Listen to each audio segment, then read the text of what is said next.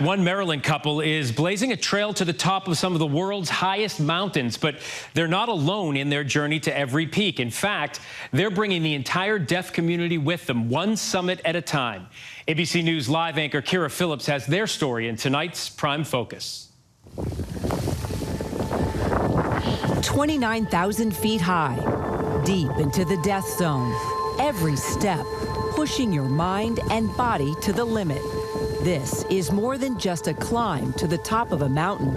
It's an inspirational journey that hasn't even reached its peak yet. Why are these expeditions so important to both of you? Many people didn't believe it was possible. You know, people would see, us as being deaf individuals. We can't hear, we can't speak. So, are you going to be safe on the mountain? You should stay down here where it's safer. And people saw us as a liability. So they questioned our, abilities to be able to do it and to overcome different obstacles. I think being deaf climbers shows who we are. I think if we weren't deaf, we would not be the same people. I think we stand out from others. A quest that came with so many barriers, but for adventurers Shayna Unger and Scott Lehman, they learned how to bust right through them and make history. Everest. How did it feel to reach the top of that mountain? We overcame all of the odds to get to the top of the world. So, especially for ourselves, but also our community, the deaf community.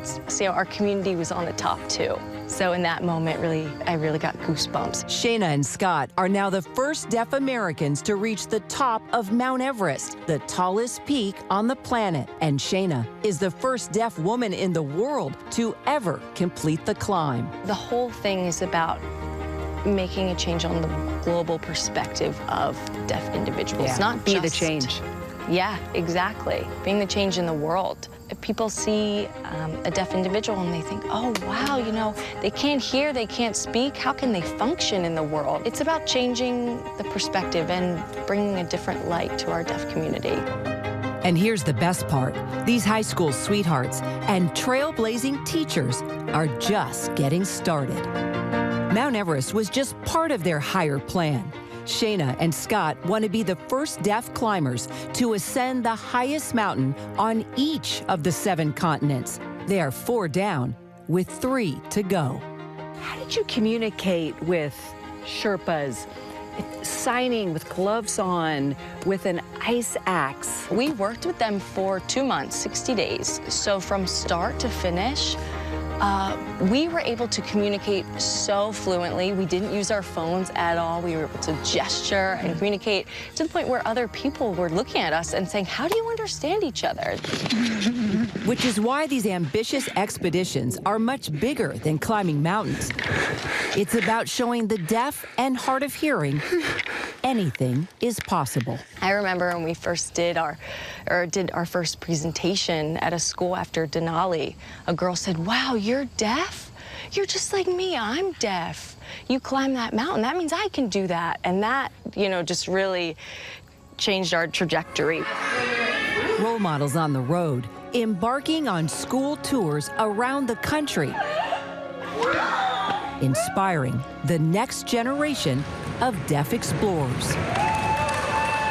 A higher purpose no climb could ever match. When I see you two interacting with the children, their faces light up. They're curious. They want to learn more. It's inspiring. I mean, how does that feel? We're communicating to them in their own language, in sign language. So, in the beginning, we always ask the kids, do you think we're hearing or do you think we're deaf? Even though we're signing, the majority think that we're hearing.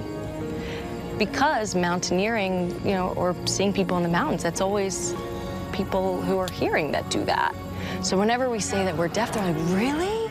Wow, and then, that means that we're the same, that we can do this. Some people want to be President of the United States, they want to be a doctor, an astronaut, a lawyer, and it's possible for them. It starts with the children, it starts with the kids, so putting that belief inside of them and that the possibilities are endless. It's a beautiful message. The possibilities are endless. Hi. Hi, everyone. George Stephanopoulos here. Thanks for checking out the ABC News YouTube channel. If you'd like to get more videos, show highlights, and watch live event coverage, click on the right over here to subscribe to our channel. And don't forget to download the ABC News app for breaking news alerts. Thanks for watching.